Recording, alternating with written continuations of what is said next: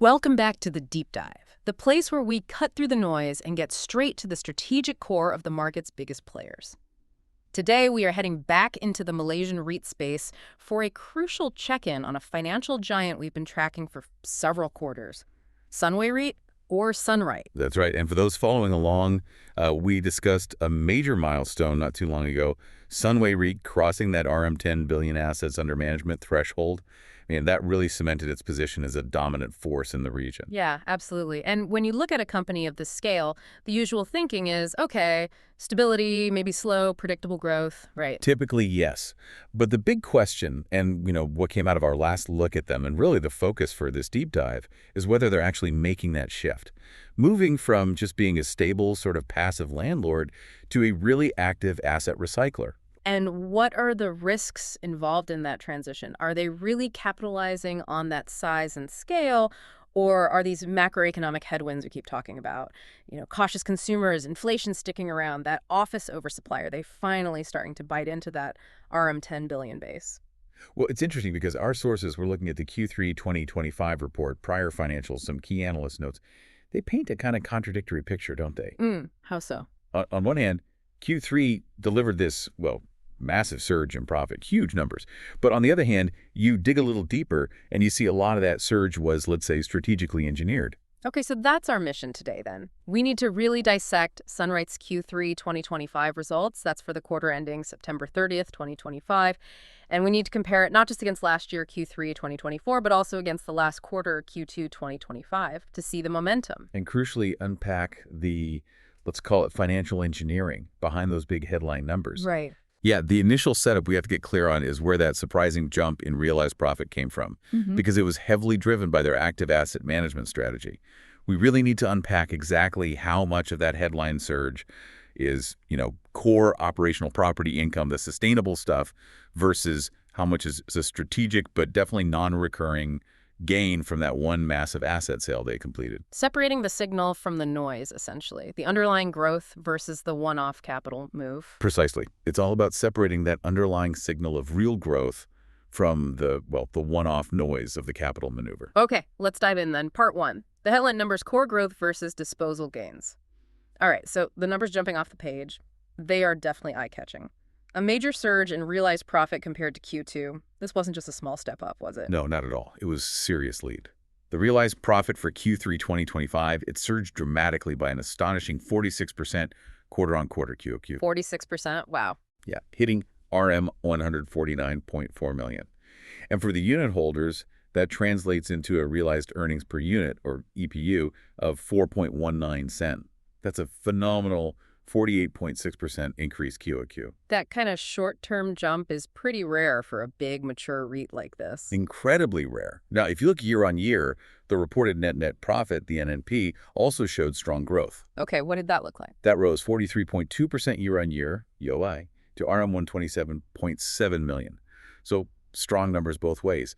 But, that 46% QOQ jump in realized profit, that's massive. It suggests something big happened, a strategic shift maybe? Right, and this is where we need to pause and, like you said, apply that critical lens. We established their strategy as growth through optimization.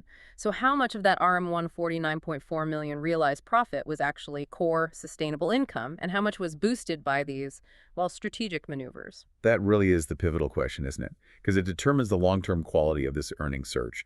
If it's mostly a one-off thing, then you'd expect a sharp correction next quarter. But if the core part is strong, the foundation's solid. And the foundation is surprisingly solid, actually. But you definitely need the asset recycling context to understand the headline number. If we break down the realized profit drivers, we see this crucial blend. Core operations, they contributed significantly.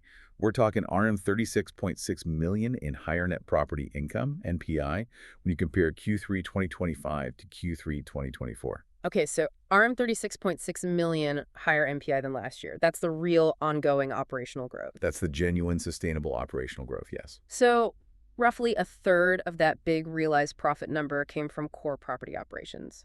What about the rest? Where does the big asset sale fit in? That's the second driver, and arguably the one that gave it that headline 46% surge. It was the substantial RM21.0 million net gain on the disposal of an investment property. Ah, okay. This was the big one from the services segment. Exactly. The long-awaited sale, the massive Sunway University and College campus disposal. So while that 46% realized surge is real cash flow, you have to remember about RM21 million of it is a single event profit from that strategic sale. It's not recurring rental income.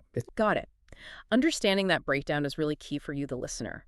The REIT generated RM149.4 million in cash that quarter, sure. But the sustainable operational base grew by RM36.6 million compared to last year. The one-off gain just kind of supercharged the quarter's results. Exactly. Turbocharge is a good word for it. Now let's tackle the part that often trips people up.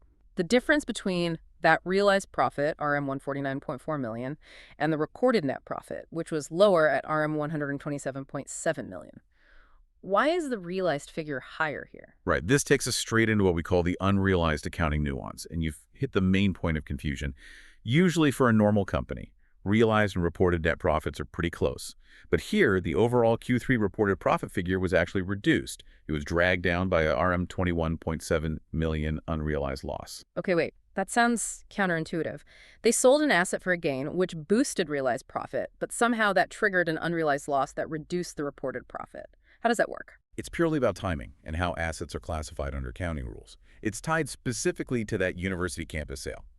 Let's just walk through it quickly. Please do. Back in the previous quarter, Q2 2025, management officially marked the university campus as an asset held for sale.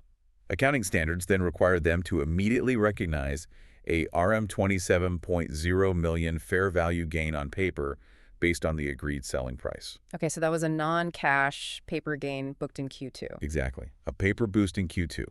Then, the sale actually completed on September 30th, 2025, which falls into Q3. At that point, that previous paper gain of RM27.0 million had to be reversed out of the income statement. Think of it like smoothing the balance sheet. And that reversal is what shows up as this RM21.7 million unrealized loss in the Q3 2025 reported profit. I see. So the Q3 accounting adjustment makes the reported net profit look artificially lower than the realized cash they actually generated from operations and the sale profit itself. It's basically canceling out Q2's paper gain now that the cash is real in Q3. You got it. And this is probably the single most important point for you, the listener, as an operational health check. Always focus on the realized income figure, that RM149.4 million. That's what tells you about the genuine operational health and the cash available for distribution. Don't get too distracted by the reported net profit fluctuations when these big non-cash reversals happen because of strategic asset sales. It's accounting noise, not the operational signal. Okay, focusing on the signal then, how does this strong Q3 performance look when we zoom out a bit to the year-to-date, the YTD cumulative picture? Is this momentum looking structural, or is Q3 just a spike? No, the momentum is absolutely sustained. It really shows the underlying operational strength across the whole portfolio. For the year-to-date Q3 2025 period, Sunway REIT showed really strong cumulative growth. Revenue and NPI were both up robustly by 22.0% YoY. 22% year-on-year. Yep. Revenue hit RM666.7 million, and NPI reached RM493.0 million for the 9 months. Wow, 22% MPI growth over 9 months is a phenomenal result for a mega REIT at this stage. How did they pull that off? What drove that kind of double-digit momentum? Well, the cumulative realized profit, YTD Q3 2025, tells a similar story. It increased by a very strong 35.9% YoY to RM338.7 million. And management was quite clear in identifying the main engine behind this. Yeah. It's higher NPI, driven primarily by 2 key segments. First, the dominant retail segment, which just keeps performing. And second, their rapidly expanding industrial and others segment. Okay, so that confirms the strategic pivot we've been talking about since earlier this year. Retail is still the cash cow, but industrial is the new growth engine. Exactly. Retail provides the stable base, industrial provides the acceleration. That strong NPI growth really points to successful active management within those segments. Let's dive deeper into where this operational income is actually coming from in part 2. Segmental performance breakdown and AEI payoffs. Okay, let's start with the big one, the retail segment. The undisputed powerhouse. We're talking Sunway Pyramid, Sunway Carnival. These are the backbone assets. Looking at Q3 2025, did this segment keep up its strong growth, especially with, cost of living pressures maybe squeezing consumers? It didn't just maintain its trajectory, it actually accelerated. The retail segment is still the undisputed powerhouse, showing tremendous strength. In Q3, retail revenue surged 28.1% YoY to RM167.2 million. 28% revenue growth, wow. And the net property income, the NPI, was up an even more robust 33% YoY to RM121.9 million. I mean, this is growth that's just way ahead of the general market average.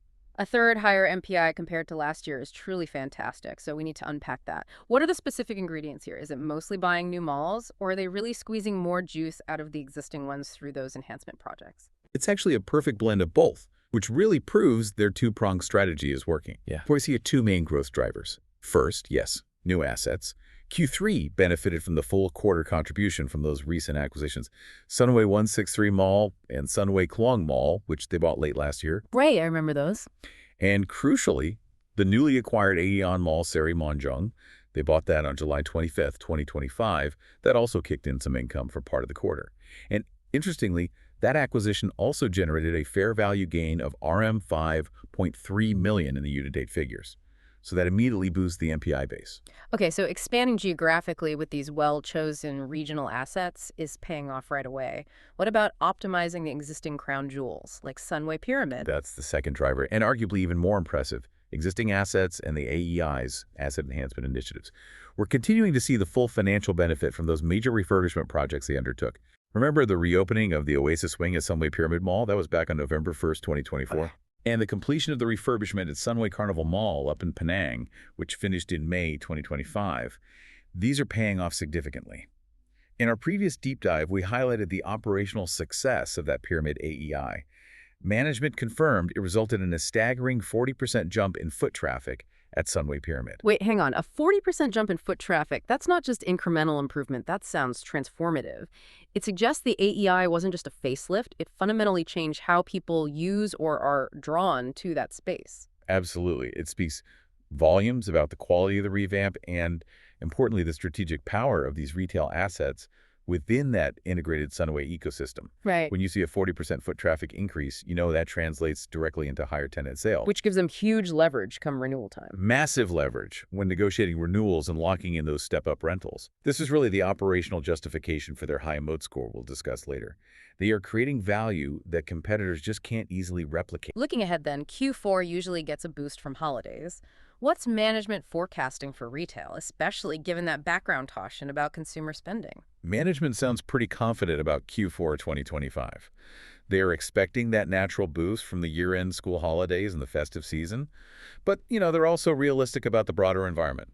Retail Group Malaysia, RGM, they recently lowered the full-year retail sales growth forecast for the entire industry down to 2.7%. Down from what originally? Down from an earlier projection of 3.1%. And that downgrade is blamed squarely on fragile consumer sentiment and the rising cost of living, which is forcing families to cut back on non-essentials. Okay, so let me get this straight. SUNREIT's retail segment is delivering double-digit NPI growth in a market where the overall sector forecast is actually being lowered to just 2.7%. That contrast really makes their active management and AEIs look incredibly effective, doesn't it? It really underscores the quality difference. The large, dominant, integrated malls, the destination malls, seem to be taking market share from the smaller, secondary, or standalone malls that just don't have that ecosystem advantage. Right, the strong get stronger. Okay, let's move now to what seems to be the fastest growing segment, at least percentage-wise. Industrial and others, the new growth pillar. The Q3 numbers here look like they've gone into overdrive. Yeah, overdrive is a good way to put it. It's acceleration that really validates their strategic shift into this space. This segment saw the most dramatic percentage growth in Q3. Revenue shot up an incredible 93% YoY. 93%? Yep. And net property income jumped 86% YoY to RM3.6 million. Now, okay, granted, it's still a small slice of the total MPI pie compared to retail. But with growth rates like these, it's basically doubling its contribution every year. Doubling its MPI contribution in a year that is transformative for the segment itself and demands serious attention. What are the key operational drivers behind this, beyond just the general boom in industrial demand? It seems to be primarily two things driving this surge. First, the full contribution from acquisitions, specifically Sunway REIT Industrial Prey, which they acquired in Q4 2024. So that one asset is providing a massive boost to the MPI for the segment. Makes sense. And the second driver? Second, and equally important, is operational success within their existing portfolio. Management specifically highlighted the excellent turnaround story at Sunway REIT Industrial Peddling Jaya 1, or PJ1.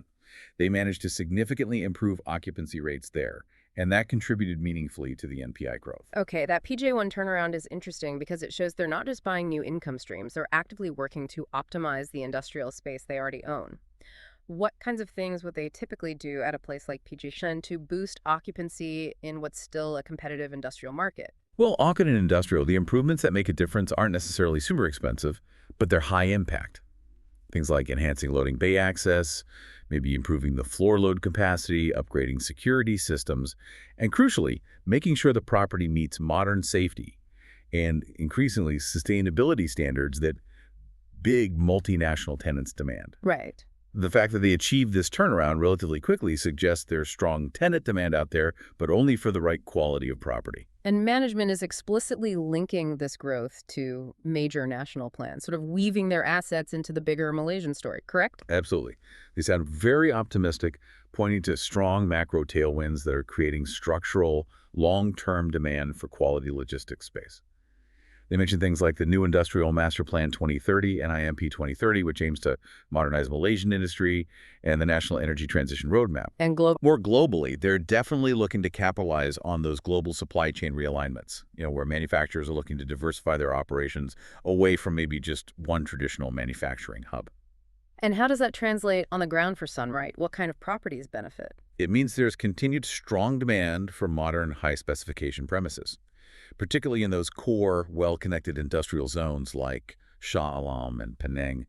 These are places that need modern warehousing, potential for automation integration, high floor loads, exactly the types of assets SUNREIT seems to be targeting, both through acquisition and by upgrading their existing stock like PJ1. Okay, let's pivot now to the hotel segment. Recovery amidst competition. The segment obviously got hammered during the pandemic, but is now riding that wave of MICE and tourism recovery. How strong was the rebound in Q3? Yeah, the segment showed a definite marked improvement. Revenue was up around 20% year-over-year, according to the reports. And crucially, occupancy climbed significantly, reaching about 76%. That's a big jump from roughly 60% in the same quarter last year. 76% occupancy is pretty healthy. Very healthy. And it's being driven by robust IS activity meetings, incentives, conferences, and exhibitions, and just general tourism picking up. The recovery looks structural and seems tied to the global reopening. We have seen some pretty encouraging tourist arrival numbers for Malaysia recently. Does that seem to directly connect to their hotel performance? Oh, absolutely. The tourist arrival data really backs up their results. Tourism Malaysia reported an encouraging 8.1% year-over-year increase in tourist arrivals for the year-to-date period ending August 2025. That kind of inflow lifts all boats, really. Sure. But their assets, particularly those located within integrated ecosystems like Sunway City, they're especially well-placed to capture both the domestic MIC crowd and those international leisure travelers. But we flagged earlier that one headwind was intense competition from new hotels coming online. How is management tackling that? Are they just competing on price? That remains the primary challenge, yes. Strong competition from new hotel developments entering the market, especially in the Klang Valley. So to counter this, management says they're focused on, one, proactive pricing, which basically means dynamic yield management, adjusting rates based on demand forecasts, and two, really emphasizing maximizing returns from those high-margin MIC events now that they're recovering. Okay. They're also leveraging things like improved air connectivity and the positive tourist arrival trends to optimize their pricing and try to sustain those high occupancy numbers. Right. Makes sense. Yeah. Moving now to what feels like the toughest segment right now, office. Navigating the oversupply. We've been talking about this Klang Valley office glut for, well, years, it feels like. Are there counter strategies starting to make any real difference yet? The office segment is still finding it tough going, facing those persistent structural challenges. NPI actually eased again, down 9% year-over-year to RM 11.8 million, and that's mainly due to lower revenue. As existing leases expire and finding new tenants or renewing at higher rates is difficult with so much competing space. We need to put that NLA net lettable area overhang into perspective for the listener again. What does this huge amount of empty space actually mean when a landlord like SUNREIT sits down to negotiate rent with a potential tenant? Yeah, the market reality is, well, pretty brutal. We're expecting another 2.5 million square feet of new office space to hit the Klang Valley market in 2025, and then another 2.3 million square feet in 2026. Wow, that's nearly 5 million square feet in 2 years. Exactly. To put that 4.8 million square feet in perspective, that's like several new skyscrapers worth of space being dumped onto a market that's already struggling with vacancy within just 24 months. It means vacancy rates stay stubbornly high, and that gives tenants immense bargaining power. SUNREIT's occupancy did ease slightly to 81%, which honestly is still respectable given the market, but it definitely shows the pressure they're under. So, given they can't just magically absorb all that supply, what are their strategies beyond just waiting it out? They have to offer something different, right? They do, and they're deploying some very active counter strategies. They seem centered on quality, sustainability, and flexibility. First, they're actively pursuing green certification initiatives, like GBI certification. This is aimed specifically at attracting multinational corporations and ESG-conscious tenants who increasingly require energy-efficient, certified buildings. Okay, green is one angle. What else? Second, they're offering flexible leasing solutions. This could mean shorter lease terms, maybe modular office spaces, hybrid work arrangements, things that appeal to businesses needing more agility. And importantly, they're actively targeting certification for the Malaysia Digital or MD status for their buildings. Right, the MD status. Why is that particularly important for attracting office tenants right now? MD status is crucial because it helps attract tech and digital companies. These tenants often qualify for specific government incentives if they locate in an MD status building, and they usually prioritize high-quality, high-connectivity spaces anyway. So it's a targeted approach, trying to carve out a niche of high-quality, government-incentivized tenants, effectively bypassing some of the general market oversupply. Smart. Any other strategies? Third, they're committing to general property upgrades, things like improving air conditioning systems, lifts, transformers. The goal here is partly to generate energy savings, which lowers operating costs, but also just to attract higher quality tenants who value efficient, modern buildings. It really is a flight to quality in a tenant's market. It sounds like a high-stakes quality competition. Finally, for the segments, let's address the services segment, the end of an era for now. That university disposal basically changes this segment fundamentally, doesn't it? It really does. Q3 essentially marks the end of that long-term lease income stream from the services segment as we knew it. The disposal of the Sunway University and College campus was officially completed right at the end of the quarter, September 30th, 2025, and the cash they received was massive, RM613.0 million.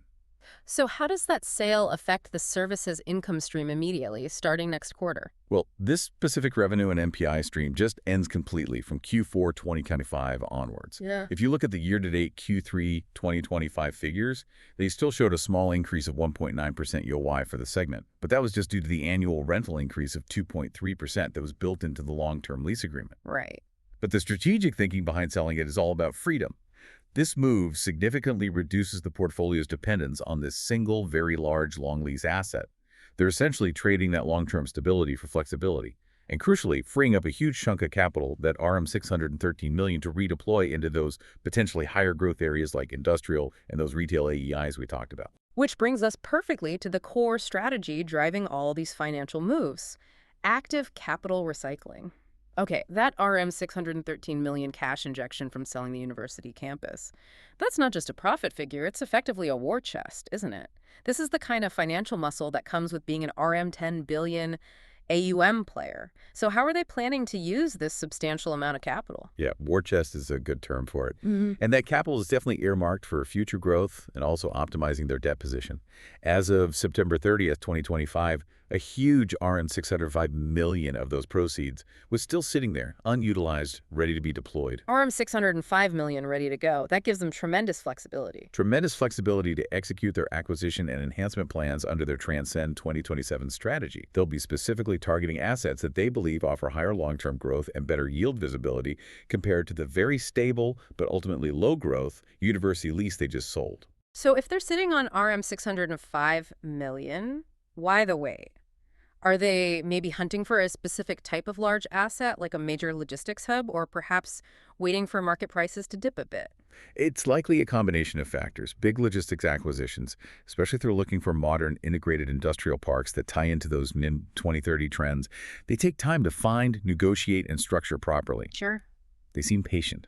They want to ensure that wherever they redeploy this capital, the target offers a yield significantly higher than the, say, 5% or so the university campus was providing. It shows discipline. They aren't feeling forced to spend it immediately just because they have it, but they are ready when the right opportunity comes along. Okay, let's look at where they are already putting capital to work.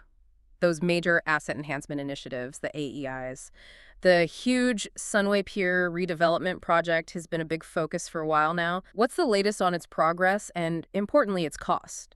Right. The Sunway Pier project is definitely their most ambitious AEI currently underway. It actually started way back in October 2024. Right now, demolition and piling works are ongoing. They're targeting a major completion sometime in the second half of 2028. H2 2028. Okay. And we did note in the financials that the costs recorded under an investment property under construction have been rising. The land cost transferred was RM33.0 million, and the development costs they've incurred so far add up to RM37.1 million. And didn't analysts flag a pretty significant upward revision in the total estimated development cost, suggesting a bigger commitment than maybe first planned? That's correct.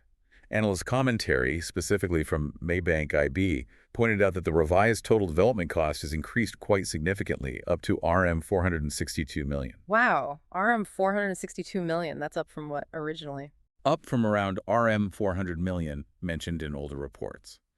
Now, this increase probably reflects two things. One, management's commitment to making this a really premier large-scale project, positioning it as a major retail-focused tourist attraction. And two, let's be honest, it also likely reflects the reality of rising construction costs in Malaysia over the past year or so. Yeah, that RM 62 million increase isn't insignificant. What does that higher cost imply about the kind of returns they need to generate from this massive project to make it worthwhile? Well, it means management is betting very heavily on the long-term synergistic value of this pure project within the whole Sunway City integrated township. They must be projecting a significantly higher return on their invested capital, probably targeting a stabilized net yield well north of 8%, I'd guess, to justify not just spending RM 462 million, but also the long development timeline until H2 2028. Right. If they hit that kind of yield, the project will be a huge win. But it definitely elevates the REIT's development risk profile in the meantime. Okay, now let's talk about the latest strategic move, which actually happened just after Q3 closed, the Penang Asset Exchange. This seems like a perfect example of that idea, selling off a mature asset to fund something new in a location with high synergy. It really is a textbook example of active capital recycling in action. It perfectly demonstrates that growth through optimization thesis. Sunway REIT sold the 27-year-old Sunway Hotel Seberang Jaya, SHSJ, for RM60 million cash. Okay. And they timed the exit pretty well, actually. They got a 9.1% premium over its latest valuation of RM55 million. The implied exit yield, or cap rate, was a fairly modest 5.3%. Okay, so they sold an older standalone hotel yielding about 5.3% for RM60 million cash. Where did that money go, and what's the strategic thinking? The strategic rationale is really laser-focused on synergistic growth. They're taking that capital, plus some additional funds, and plowing it into building a brand new, purpose-built, 192-room hotel right on top of Sunway Carnival Mall. That mall we mentioned earlier that had the refurbishment completed. Integrated again. Yeah. Exactly. This new hotel is estimated to cost around RM 140 million, and they expect it to be completed by the end of 2027. The strategic yield play here seems pretty clear, right? They're swapping out a mature, standalone asset yielding 5.3% for a brand new, modern hotel that's physically connected to one of their prime, recently enhanced retail assets, leveraging that potential foot traffic we talked about. Precisely. It reinforces that whole thesis. Monetize the mature assets that might have limited upside, maybe needing significant CapEx soon anyway, and reinvest that cash into modern, potentially higher-yielding properties that are directly tied to their dominant integrated retail hubs. The new hotel gets fed by the mall traffic, the mall gets business from the hotel guests. It creates that self-reinforcing loop. High synergy reinvestment, as you said. Okay, shifting gears slightly to the funding side of things more broadly. How are they managing the debt needed to pull off all these aggressive capital rotations and acquisitions? And what about interest rate stability, especially if rates stay volatile or even rise? Well, maintaining disciplined funding stability seems to be a major pillar of their financial mode. Despite all the activity acquisitions, AEIs, their average cost of debt for the year-to-date Q3 2025, actually edged down slightly. It was 3.83%, which is marginally lower than the 3.89% earlier in the year. Keeping costs stable or even slightly down in this environment is pretty impressive. It is. And it's really a testament to their hedging strategy. Right. And the key part of that prudent approach is the dramatic shift they've made in managing their interest rate risk over just the past year. That seems worth highlighting. Oh, crucially important. They've executed a really significant, and I'd say prudent, shift towards locking in fixed-rate borrowings. As of September 30th, 2025, the mix was 58% fixed-rate debt versus 42% floating rate. 58% fixed. That's a major change from a year ago, wasn't it? A huge strategic pivot. Just 1 year prior, the mix was only 36% fixed and 64% floating. So they've deliberately flipped that ratio. Locking in the cost on 58% of their debt is clearly a defensive move. Why 58%, do you think? What does that specific level signal about their view on future interest rates, and what's the potential downside? Well, hitting 58% fixed signals that management probably sees continued interest rate risk or at least volatility in the near to medium term. They're prioritizing certainty and cost stability over gambling on rates potentially dropping significantly. By fixing the cost on nearly 60% of their roughly RM4.6 billion debt, they're effectively shielding a large part of their NPI margins from sudden rate hikes. Makes sense. The trade-off. The trade-off, of course, is the potential opportunity cost. If rates were to suddenly plunge, say, by a full percentage point, they'd be locked into paying that higher fixed rate on more than half their debt. But frankly, given the current global inflationary backdrop, the certainty provided by having 58% fixed seems like a highly prudent defensive stance for a long-term property owner like a REIT. Okay. What about the overall gearing level? Total borrowings did go up a bit to fund these strategies. Are they getting close to any regulatory limits or danger zones? Total borrowings did increase slightly, yes. They reached RM 4.616 billion at the end of Q3, which is up about RM 212 million from the same time last year, mainly to fund those recent acquisitions we discussed.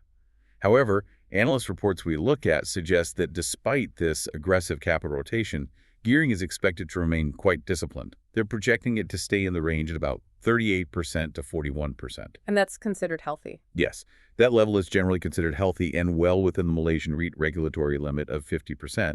It still provides them with substantial borrowing headroom for future acquisitions should the right, perhaps large opportunity come along. Good to know. And one last point on funding, they also carry some US dollar-denominated loans. How are they managing the foreign exchange risk there? They seem to be managing it meticulously. The reports state that to mitigate the currency risk associated with their USD-denominated revolving loans, these are fully hedged using cross-currency swap contracts. So overall, financial risk management appears tightly controlled across interest rates, gearing levels, and currency exposure. This is really leveraging their scale for effective risk mitigation. That strong grip on capital management, combined with the huge cash reserves and the focus on higher yield assets, transitions us perfectly to assessing their overall competitive strength. All right, so when we connect all these threads, the operational wins like that 40% foot traffic jump at Pyramid, the 86% surge in industrial NPI with the sophisticated capital recycling strategy, it really starts to define Sunway REIT's competitive position. Based on our read of the source material and their very active strategy, we assess their financial moat at a score of 8 out of 10. That's a pretty strong claim for a REIT. It is a strong claim, yes, and one we feel is justified when you look at the structural advantages they possess, advantages that are genuinely difficult, if not impossible, for competitors to replicate quickly. That score of 8 out of 10 reflects what we see as a deep and structurally protected market position. Okay, let's break down the justification for that 8-10 score across the three main pillars we use, starting with the assets themselves and that powerful ecosystem effect. Right. Pillar 1, integrated ecosystem and scale. We score this the highest, a 9 out of 10. This is really their crown jewel, their biggest advantage. Yep. Many of their key assets, Sunway Pyramid, the surrounding hotels, the university campus, even though sold, it's part of the ecosystem history. The medical center, they're non-replicable because they sit within these large integrated Sunway townships. Creating that network effect you mentioned. Exactly. A powerful network effect, a circular synergy where one asset feeds customers and value to another. Competitors just can't easily build that overnight. And hitting that RM10 billion in AUM mark also gives them undeniable scale, providing financial muscle and superior access to capital markets for potentially very large deals, which further solidifies their dominance. So essentially, they don't just own buildings, they own these interconnected micro-cities where the parts reinforce the whole. Okay, pillar 2, financial management, which we just discussed. Pillar 2, financial health and discipline. We gave this a solid 8 out of 10. This score reflects their financial resilience. It's earned through keeping gearing at prudent levels despite the activity, and specifically that proactive interest rate hedging strategy we just talked about. Making that deliberate move to 58% fixed rate debt is a highly disciplined defensive maneuver. It provides crucial stability against market volatility and potential cost increases. They seem to be proactively managing risk rather than just reacting to it. Makes sense. And pillar 3, which is about the management's ability to actually pivot, enhance assets, and drive growth. Pillar 3, proactive management and growth. We score this a 7 out of 10. This recognizes the strategic foresight they've shown, especially over the last year or so. They actively pivoted towards that high-growth industrial logistics segment, and the proof is in the pudding. MPI surging 86% YoY in Q3 confirms the strategy is working. Right. They also demonstrate really effective use of AEIs, like that Sunway Pyramid Oasis revamp, which directly led to that massive 40% jump in foot traffic. They're continuously finding ways to create new value from their existing assets, which is a major advantage over more passive REITs that just collect rent. Okay, so if they're scoring so highly on all 3 pillars, including a 9/10 for their irreplaceable assets, what stops them from getting a perfect 10? What's the main external factor that tempers this score down to an 8? The score gets tempered by those external risks that management can definitely try to mitigate, but they can't fully control. That's what we call the Medic 1 factor. These include those persistent sector-specific pressures, primarily the deep-rooted Klang Valley office supply overhang, which just won't go away. Also, rising operational costs due to general inflation. And crucially, exposure to domestic policy shifts, like the sudden imposition of new taxes, the 8% SST on commercial rents being a prime example. Right. These vulnerabilities require constant, intense management effort just to navigate, let alone overcome entirely. And that prevents them from having what you might call a truly impenetrable moat. Okay, let's transition now into looking more closely at those external factors and the broader macroeconomic outlook. The federal budget 2026 was announced just after the quarter ended. What specific impact is that expected to have on SUNREIT, especially consumer-facing segments like retail? Well, management seems to be viewing the budget 2026 allocations pretty positively. The budget includes RM470 billion earmarked for various people-centric reforms.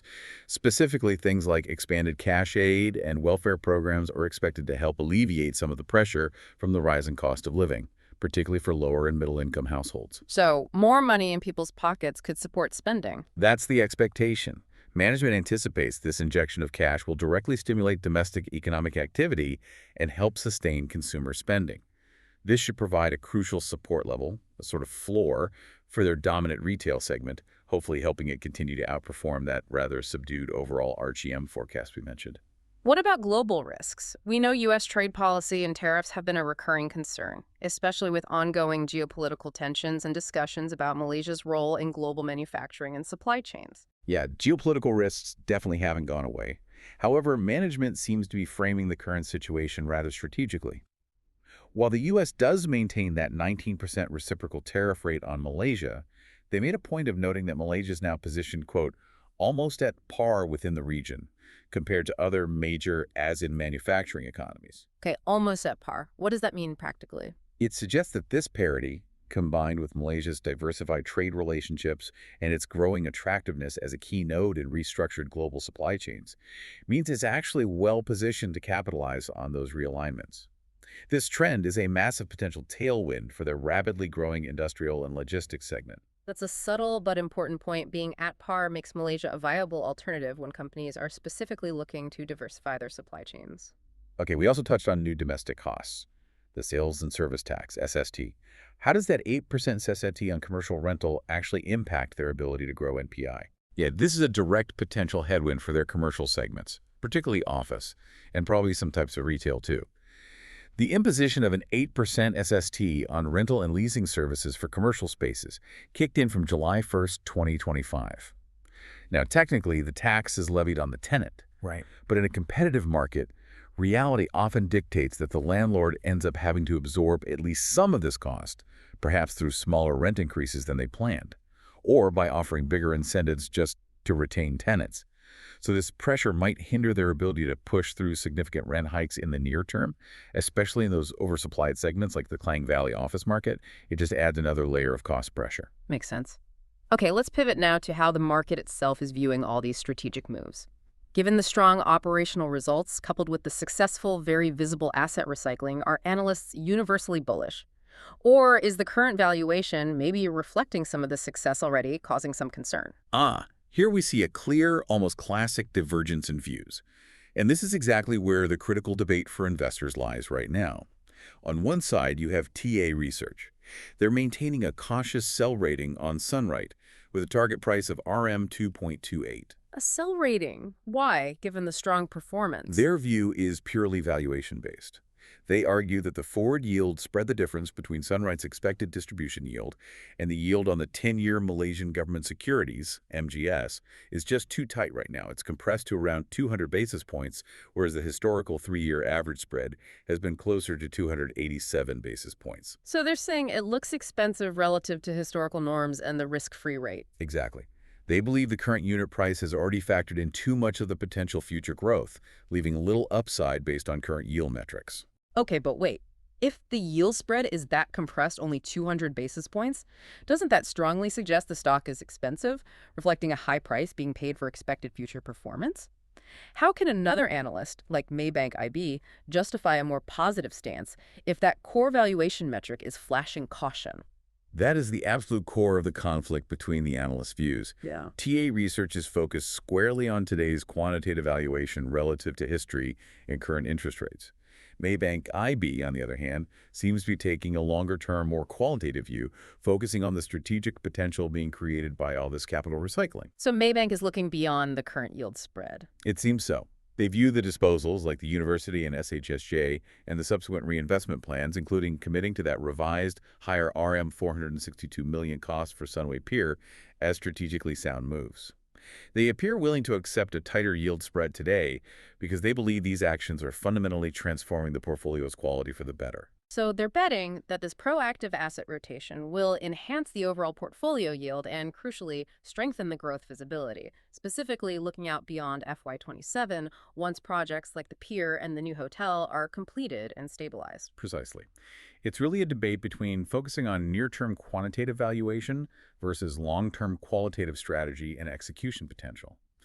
Maybank seems to believe the immediate growth trajectory and the future pipeline justify paying a premium today, anticipating that this aggressive strategy will deliver significantly higher income streams post-2027, making today's compressed yield spread acceptable for investors with a longer time horizon. A classic value versus growth potential debate playing out. Okay, finally, before we wrap up, we need to touch on that long-running material litigation that always seems to be lingering in the background, the Metroplex Holdings case. It relates to chattels, basically furniture and fittings, at the Sunway Putra Hotel. What's the very latest status on that dispute? Right. This case is quite complex and has been going on for years. It involves substantial financial claims. Originally, Metroplex claimed over RM80 million, but that claim somehow ballooned to RM402 million later on. The latest development is that the case has now moved firmly into the appeal stage. After the High Court made a ruling. Yes. Back on November 12, 2024, the High Court delivered its judgment on the assessment of damages. It ordered payment for the conversion, essentially, wrongful use of certain antiques, RM 434,760, and artworks, RM 2,585,500, plus interest and legal costs. Okay, so the court assigned a specific value. What was the total financial hit to SUNREIT from that judgment? The total amount that the defendants, acting on behalf of Sunway REIT, had to remit following that High Court judgment was calculated at RM 8,087,684.45, and that amount was actually paid out in December 2024.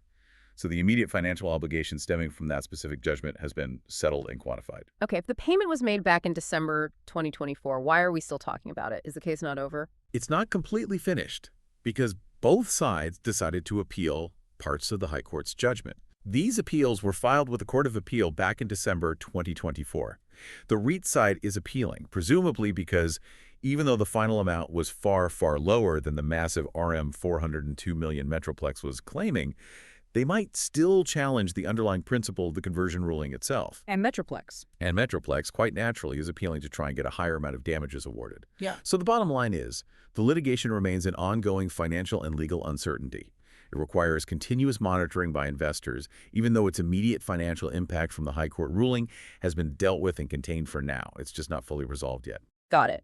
Okay, that provides an incredibly clear picture, I think, of a REIT that is definitely not just sitting back and collecting rent, They are in highly active management mode across the board. Hashtag tag outro. So let's try and bring all these different threads together now and summarize the key takeaways from this Q3 2025 deep dive into Sunway REIT. I think the biggest thing that stands out is the company's really strong financial agility and its clear commitment now to being an active asset recycler. That headline realized profit surge, the 46% QOQ jump, it was genuine cash flow, yes, but importantly, it was fueled by that combination, the strategic asset recycling, specifically the huge university campus disposal, working together with powerful core MPI growth coming primarily from the retail segment enhancements and the industrial and others acquisitions. Yeah, and we saw concrete evidence of that strategy playing out, acquiring new growth assets like that industrial park up in Prey, aggressively enhancing the productivity of their flagship assets like Sunway Pyramid. I mean, that 40% foot traffic jump is hard evidence. And then actively shedding those mature, maybe limited upside properties like the Sunway Hotel Seberang Jaya, specifically to fund new, higher yields, synergistic developments like that new hotel they're building right on top of Sunway Carnival Mall. This is really the essence of their growth through optimization strategy in action.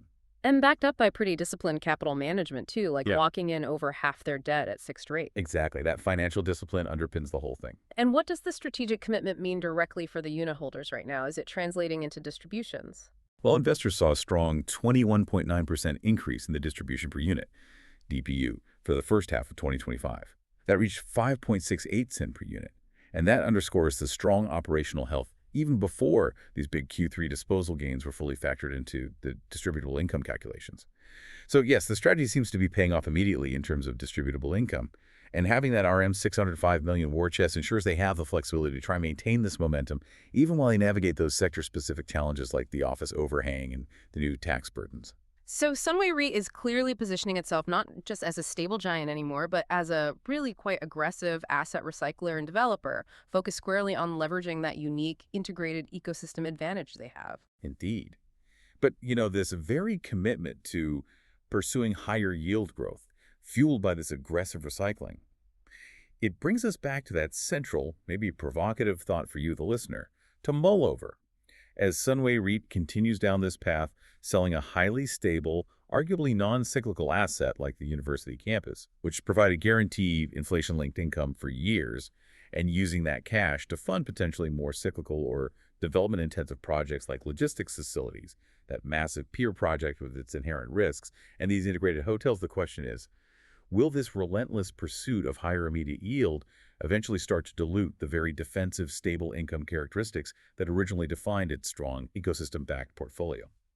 Trading stability for potentially higher but maybe less certain growth. Exactly. It's a fundamental risk-reward trade-off that's really worth tracking closely as you watch their next moves, especially when you consider that analyst divergence we discussed, the tight current valuation versus the promise of long-term strategic potential. A fascinating point to leave us on. That stability versus growth tension really looks like it will define their performance and perception over the next few years. Thank you for guiding us through what was an incredibly detailed and overall quite positive, yet definitely complex quarter for Sunway REIT. My pleasure. Always interesting to dive into the details. And thank you as always for joining us on the deep dive. We'll catch you next time.